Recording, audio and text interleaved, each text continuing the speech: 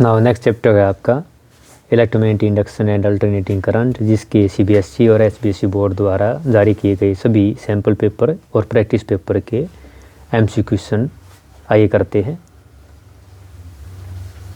तो देखिए हमारा फर्स्ट क्वेश्चन है, ए सर्किट है जे resistance 12 ohm and impedance 15 ohm, the power factor of circuit निकालना है। तो यहाँ पे आपको क्या दिया गया है, आर दिया गया है, ये कितना है 12 ओम दिया गया है।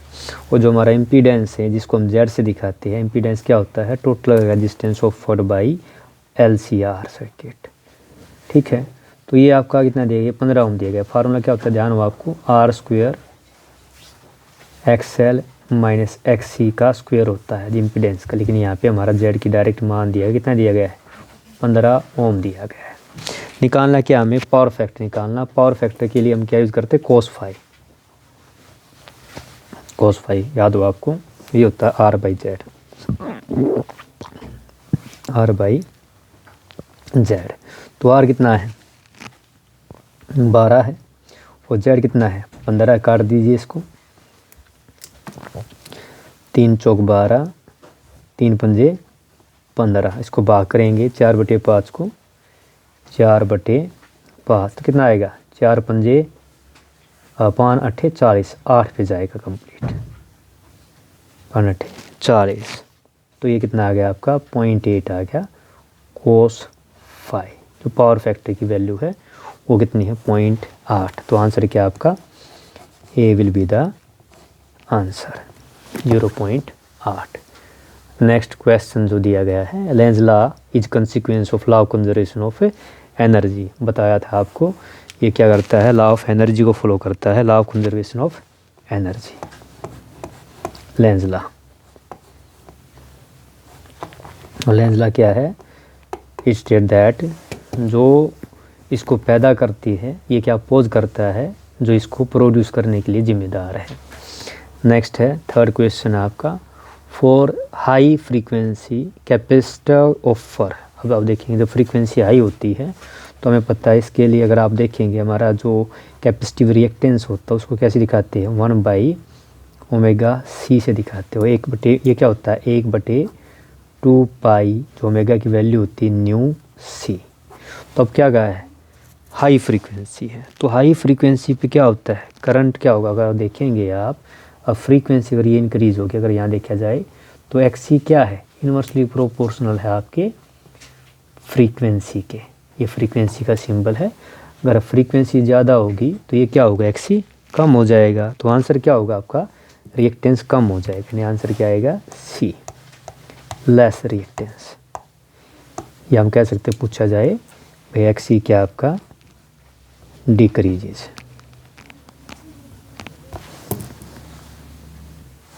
अब ये क्वेश्चन आपका एक किरचॉफ लॉ सेकेंडरी इलेक्ट्रिसिटी का क्वेश्चन है, यहाँ पे भी ऐड हो गया है। तो Kirchhoff first law rule at junction in the electric network deals क्या करता है, कंजर्वेशन ऑफ चार्ज को करता है, जो हम पहले कर चुके हैं, कंजर्वेशन ऑफ चार्ज को। ये क्या कहता है,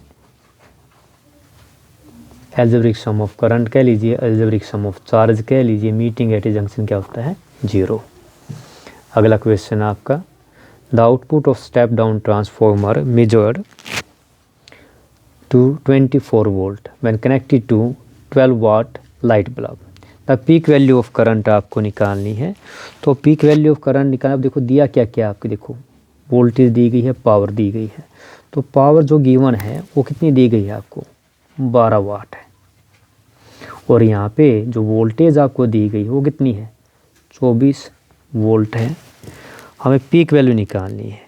तो पीक वैल्यू ऑफ किसकी निकालनी है, करंट की निकालनी है। तो पहले यहाँ से हम करंट निकाल लेते हैं। करंट कितना आएगा आपका, ये हो गया आपका, फार्मूला क्या होता है आपको पता है, पावर क्या होती है, पावर होता है V इंटू में I। तो I क्या हो गया P/में V हो गया। तो यहाँ से अगर आप वैल्यू निकालेंगे तो कितना हो गया 12/24, यानी वैल्यू कितनी आई आपकी 0 पॉइंट क्यों, देखिए काटेंगे इसको, 12 एकम 12, 12 दूनी 24, यानी 1/2 आएगा। 1/2 का मतलब कितना होगा 0.5 एम्पियर आ गया आपका ये। देखिए हमें क्या निकालना है, हमें निकालनी है इसकी पीक वैल्यू। यानी यहाँ पे अगर देखिए पीक वैल्यू ऑफ करंट क्या होती है I0 होती है, हमें पता है। ये जो हमें निकाली है ये आपका क्या होता है, RMS वैल्यू होती है, या इसको वर्चुअल वैल्यू कहते हैं, RMS।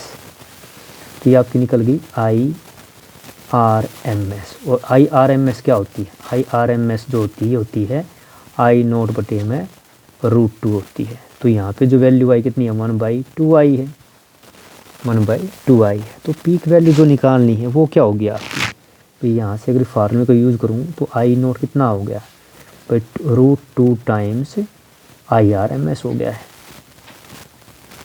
अब आपका जो है इसको मैं यहाँ पे थोड़ा बंद कर देता हूँ। तो √2 है और साथ में कितना है, पॉइंट में आपका यहाँ पे कितना आया था, 1/2 आया था, 1/2। और आपको पता है इसको हम कैसे लिख सकते हैं, जो आपका I0 है, मान लो ये आपको कितना लिख सकते हैं, इसको 1/√2 लिख सकते हैं, क्योंकि हमें पता है 2 को √2 लिख सकते हैं। यहाँ पे करके दिखा देता हूँ। भाई अगर आप देखेंगे तो I0 क्या होगा आपका, ये √2 है और नीचे वाले को क्या लिख सकता हूँ मैं, √2 × √2।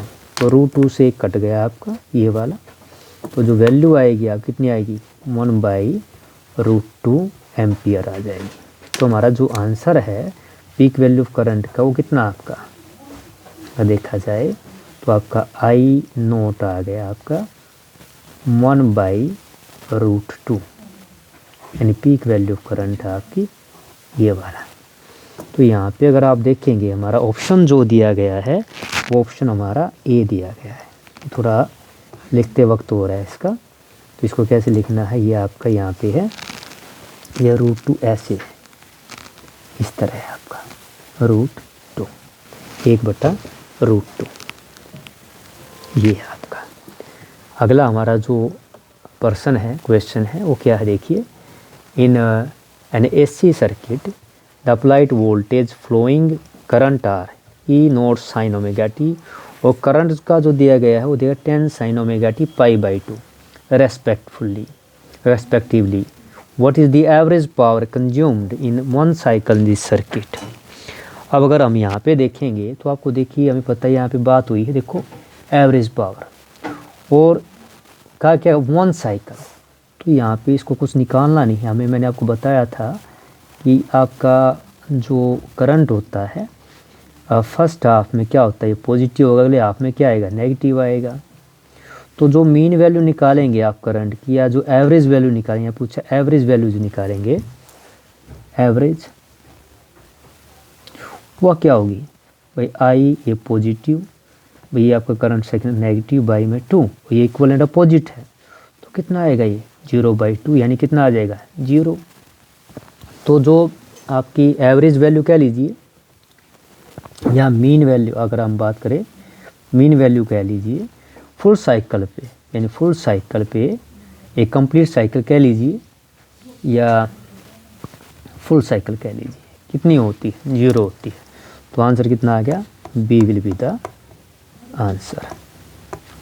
और वैसे हाफ साइकिल पे कितना होता है, अगर ये भी याद होगा आपको, और कई बार पूछा गया, ये मैंने कराया भी है। हाफ साइकिल पे, हाफ साइकिल का मतलब क्या है भाई, आपका जो है ये साइकिल कितना हो, ओनली हाफ हो, हाफ पे या तो पॉजिटिव हो या नेगेटिव हो, तो जो हमारी I मीन या एवरेज वैल्यू कितनी होती है, 2I0/π होती है, 2I0/π। ये फार्मूला होता है जो क्या होता है 63.7 I0 होता है। तो ये हमारा मीन वैल्यू ऑफ करंट है। अब देखिए यहाँ पे जो 7th क्वेश्चन क्या दिया गया है कि आयरन कोर है, coil is connected in series. ये जो आयरन कोर है connect series with an electric bulb with an AC source दिया गया है फिगर के अंदर। तो जो आयरन कोर है यहाँ पे आपकी, उसको अगर टेकन आउट ऑफ द कोयल से बाहर निकाल दिया, आयरन कोर के इसके अंदर से होती है, बिल्कुल यहाँ से अंदर एक पतली ही होती है, अगर इसको हम बाहर निकाल देते हैं आयरन कोर को, तो ब्राइटनेस ऑफ बल्ब क्या होगी, बढ़ेगी या घटेगी, ये बताना है आपको जो है। तो यहाँ पे अगर आप देखिए तो जब आप मान लो आयरन कोर को जब निकालते हैं, याद रखिए जब आयरन कोर को रिमूव करते हैं, कोर रिमूव करेंगे, तो जो L है, L क्या होता है, सेल्फ इंडक्टेंस, L होता है सेल्फ इंडक्टेंस। तो सेल्फ इंडक्टेंस क्या हो जाएगा आपका, ये घट जाएगा, ये डिक्रीज होगा, ये डिक्रीज होगा, तो आपको पता है करंट क्या हो जाएगा, इंक्रीज हो जाएगा, I क्या हो जाएगा, इंक्रीज हो जाएगा। और हमें पता पावर किस पे डिपेंड करती है, पावर डिपेंड किस पे करती है, आपकी पावर, यानी जो पावर है आपकी वो करंट पे, अगर आई इंक्रीज़ हुआ तो पावर भी क्या होगी, इंक्रीज़ हो गई है। इंक्रीज़ हो गई है तो ग्लो क्या होगा, ब्राइटनेस क्या है, पावर कंजप्शन बढ़ जाएगा, यानी पावर कंजप्शन बढ़ेगा तो ये आपकी जो ब्राइटनेस है बल्ब की इंक्रीज़ हो जाएगी। तो ये आपका हो गया question 7th। Now 8th question है आपका, देखिए the large scale transmission of electrical energy over long distance is done with the use of transformer. The voltage output of generator is stepped up because of. तो ये देखिए आपका क्या, आप देखते हैं हम हमारे सराउंडिंग में देखेंगे लार्ज स्केल ट्रांसमिशन के लिए हर जगह आपको ट्रांसफॉर्मर लगे मिलेंगे। तो क्वेश्चन यहाँ पे है कि वोल्टेज जो आउटपुट जनरेटर की स्टेप अप जब हम करते हैं तो reduction of current voltage both power loss cut down, इसके अंदर आपको ये बताना कौन सा ठीक है। अब देखिए यहाँ पे क्या आपका ट्रांसफॉर्मर स्टेप अप है, और मैंने आपको बताया हुआ था कि आपका जो हम क्या होता है ट्रांसफॉर्मर कुछ इस तरह का अरेंजमेंट है। यहाँ पे आपकी जो है एसी इनपुट की दी जाती है, और इधर ये क्या हो गया आपकी सेकेंडरी, इसका नंबर ऑफ टर्न क्या होंगे, कि स्टेप अप है तो नंबर ऑफ टर्न क्या होंगे इसके ज़्यादा होंगे। तो ये आपकी प्राइमरी है P1 P2, और ये क्या आपकी सेकेंडरी है S1 S2। तो हमें पता है जो आपका यहाँ पे इनपुट जो वोल्टेज होती है भाई, वोल्टेज जो आपके, अगर मैं बोलूँ IP जो है यहाँ पे IP और ये IS, इधर क्या था आपकी EP और ये आपका ES। स्टेप अप के अंदर जो वोल्टेज है वो क्या होती है, इंक्रीज़ होती है, करंट क्या हो जाता है, डिक्रीज़ हो जाता है। अब वोल्टेज इंक्रीज़ हुई है, करंट जो आपका डिक्रीज़ हो गया सेकेंडरी के अंदर, यहाँ पे करंट आपको कम मिलेगा। तो कम का मतलब क्या है, रिडक्शन ऑफ करंट, यानी कि रिडक्शन भाई आपका जो IS करंट है ये जो आपका है ये क्या रिडक्शन हो गया इसका।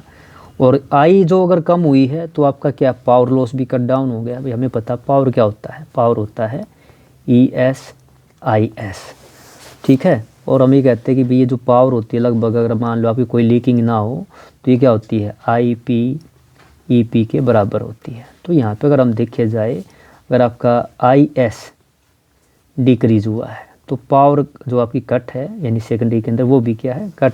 तो हमारा ऑप्शन क्या है इसके अंदर, अगर हम देखे जाए तो आपका ऑप्शन A ठीक है, रिडक्शन ऑफ करंट होता है, पावर लॉस भी कट डाउन होता है। तो ये ऑप्शन दोनों हो गए आपके, ऑप्शन कौन से हो गए, A और C, दोनों के दोनों इसका क्या है ये आंसर है,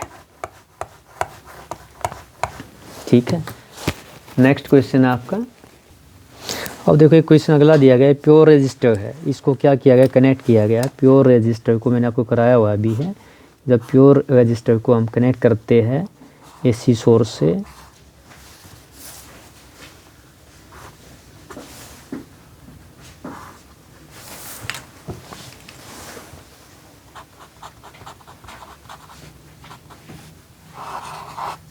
ये AC सोर्स से, तो जो आपका ये R है और ये यहाँ पे E है आपकी, दोनों क्या होती है सेम फेज़ के अंदर होती है। अगर हम बनाते हैं, जब आपको बताया था कि यहाँ पे जो दोनों क्या होती है आपकी फेज़ के अंदर होती है। भैया आपका जो VR होगी रेजिस्टर के थ्रू, वो जो करंट होगा आपका वो फेज़ के अंदर रहता है। तो यहाँ पे आपको क्या है 4 स्टेटमेंट दी गई, इन स्टेटमेंट में क्या है आपको देखना है कौन सी ट्रू है। तो average current flowing through circuit 1 full cycle, क्योंकि AC है बताया था आपको, तो ये फुल साइकिल क्या होगा आपका 0 होगा। तो स्टेटमेंट क्या है या ठीक है। The current in the lead by voltage π/2 गलत है आपका, क्योंकि हमें पता है जो आपका फेज है वो फेज कितना है 0 है, 0 है। एवरेज पावर क्या डिसिपेट, ये भी 0 है, गलत है। ये भी आपका क्या है गलत है, और ये भी गलत है, क्योंकि एवरेज पावर जो होती है इसके अंदर V²/R वो 0 नहीं होती है, I²R होती है आपकी, I²R होती है। तो इसके अंदर देखा जाए तो 3 ऑप्शन में सिर्फ आपका पहले वाला ऑप्शन करेक्ट है। तो अगर आप देखेंगे नीचे आपको ऑप्शन दिया गया है, तो आंसर क्या हमारा A is the only first जो है आपका ठीक है, ट्रू है, बाकी दोनों गलत है स्टेटमेंट जो आपकी है। नाउ नेक्स्ट क्वेश्चन आपका देखिए 10th, A 5 ohm resistor, a 5 millihenry inductor and a 5 microfarad capacitor joined in series resonance with an AC source of frequency omega naught if only the resistance is change to 10 ohm the circuit resonate at frequency omega 1। If only the inductor is change to 20 milli henry the circuit resonate frequency omega 2। आपको ratio निकालनी है। तो हमें पता है जो आपकी frequency का जो फार्मूला होता है, मान लो आपका तो ओमेगा नोट क्या होता है 1/LC का स्क्वायर रूट होता है। तो अगर हम यहाँ पे बात करें तो आपका जो रेशो निकालनी है तो ओमेगा 1 क्या हो जाएगा भैया, आपका हो गया 1/L1 C1 का स्क्वायर रूट हो गया, और ओमेगा 2 कितना हो जाएगा, ये 1 ये आपका L2 C2 हो जाएगा। हमें क्या करना है, रेशो निकालनी है। तो रेशो हम तो कहीं दोनों को डिवाइड कर देते हैं। अगर मैं इनको डिवाइड कर दूं तो आपका क्या बनेगा ओमेगा 1/ओमेगा 2, यानी ये जो आपका क्या बन जाएगा, एक ऐसे हो जाएगा L2 C2 L1 C1 का स्क्वायर रूट हो जाएगा। अगर आप वैल्यू देखेंगे यहाँ पे ध्यान से देखिए कि आपका जो ये क्या हुआ है भाई, L2 जो है 20 हो गया, देखो 20 मिली एम्पियर हो गया, 20 हो गया है। और C2 कितना है आपका 5 है। ऐसी L1 कितना है, अगर आप देखेंगे यहाँ पे स्टार्टिंग में कितना है 5 है, और कैपेसिटेंस कितना है 5 है। क्योंकि आपके जो है ना ये यूनिट बदली नहीं है माइक्रो की, इसलिए मैंने एज इट इज ले लिया। इसका क्या पूरे का स्क्वायर रूट है। तो स्क्वायर रूट आप देखेंगे तो जो आपका ओमेगा 1/ओमेगा 2 की जो फ्रीक्वेंसी की जो रेशो आएगी, अगर आप देखें ये फ्रीक्वेंसी रेशो कितनी आई, 5 से ये 5 कट गया आपका, ठीक है। और ये कितना हो गया आपका 5 चौक 4 पे गया। तो बाहर कितना आया 4/1 का स्क्वायर रूट, 4 का 2 होता है, इसका 1 होता है। तो जो आपका कितनी वैल्यू आ गई 2:1 आ गई, यानी ओमेगा 1/ओमेगा 2 कितना आ गया 2/1, यानी कि 2 आ गया। तो ये हमें निकालना था आंसर। तो हमारा आंसर जो आया 2 आया। अगर ऑप्शन के अंदर देखेंगे तो आपका ऑप्शन क्या है, C will be the right answer. तो ये आपका आंसर हो गया है। अब देखिए जो लास्ट क्वेश्चन इसका, which of the AC circuit with following input voltage current dissipated maximum power P। तो यहाँ पे आपको पावर बतानी कि इसके अंदर सबसे ज़्यादा आएगी। 4 ऑप्शन दिए गए हैं। तो मैंने आपको पावर का फार्मूला पता, पावर क्या होती है AC के अंदर, ये होती है आपकी V0 I0/2 cos phi। हालांकि इसको आप लिख सकते हैं आप V0 इस तरह लिख सकते हैं। वैसे एक्चुअली क्या होता है V0/√2 I0/√2 cos phi होता है पावर का। तो अगर हमारा पहला ऑप्शन लेते हैं, यहाँ देखिए आपको क्या दिया गया है, आपको पावर निकालनी है। तो यहाँ पे आप फेज़ कितनी है π/4 दी गई है। तो पावर कितनी हो गई आपकी, कंपैरिजन करके देखें तो आपकी जो यहाँ पे है देखो ये वोल्टेज ये कितनी है आपकी 2 है, 2 गुना में करंट कितना है 4 और बटे में कितना 2 हो गया, और आपका ये कितना है cos π/4, cos π/4। तो कितना आएगा आपका ये भाई 8/2 इंटू cos π/4 का जो मान होता है कितना होता है भाई, आपको पता है 1/√2 होता है, 1/√2। तो अगर इसको काटेंगे आप देखिए कितना आएगा, ये आपका हो गया 2 चौक 8, और इसको क्या लिख सकता हूँ मैं भाई, आपका 2 गुना में ये जो 2 है बटे में क्या है √2। तो कितना बचेगा खाली 2√2 आया आपका जो वैल्यू आई। इसको आप निकालेंगे √2 से मल्टीप्लाई करेंगे तो आपको पता है 1.41 होता है, 2.1.414 होता है। तो नेट जो वैल्यू आएगी आपकी यहाँ से कितनी आएगी, अगर मल्टीप्लाई कर देखो 2 एकम 2 चौक 8, 2 एकम 2, 2.8 आ गई, 2.82। अगर पूरी वैल्यू देखो तो 4 होता है, तो 2 चौक 8, यानी इतनी आ गई आपकी वाट पावर जो है पहले केस के अंदर आ गई। तो फर्स्ट केस के अंदर जो आपकी पावर मिली है आपको, पावर कितनी है इसके अंदर 2.828 वाट। अब सेकंड केस देखते हैं। सेकंड जो बी ऑप्शन है, इनपुट वोल्टेज है यहाँ sin ω t, और यहाँ पे देखो π/2 का फेज़ डिफरेंस है। तो मैंने बताया था जहाँ पे अगर याद रखिए π/2 अगर फेज़ डिफरेंस है, अगर मान लो फाई है ये है करंट और वोल्टेज के अंदर, तो पावर कितनी आएगी आपकी, याद रखो सीधा 0 होती है।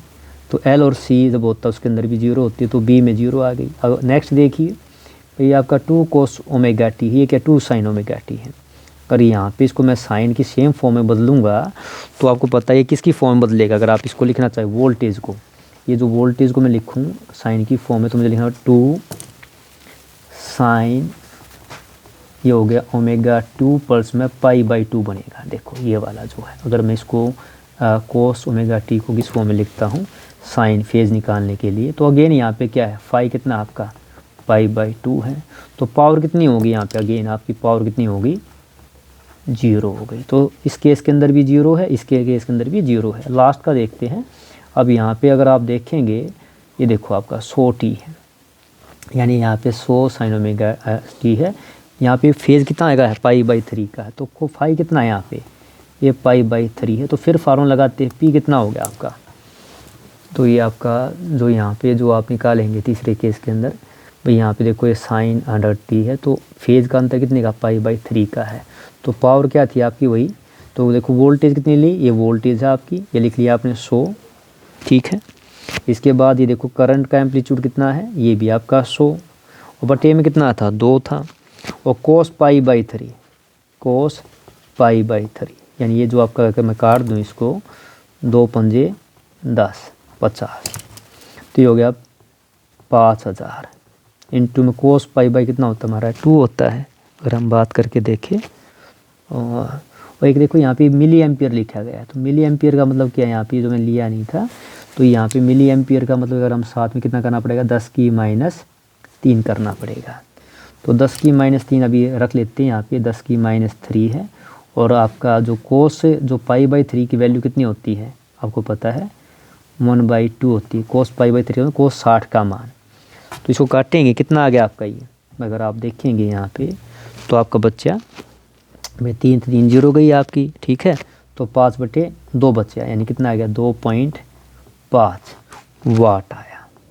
तो अगर आप कंपैरिजन करके देखते हैं चारों ऑप्शन के अंदर से सबसे ज़्यादा जो पावर आपको मिली है 2.828 मिली है। तो राइट ऑप्शन क्या होगा आपका, इस क्वेश्चन का आंसर होगा ए।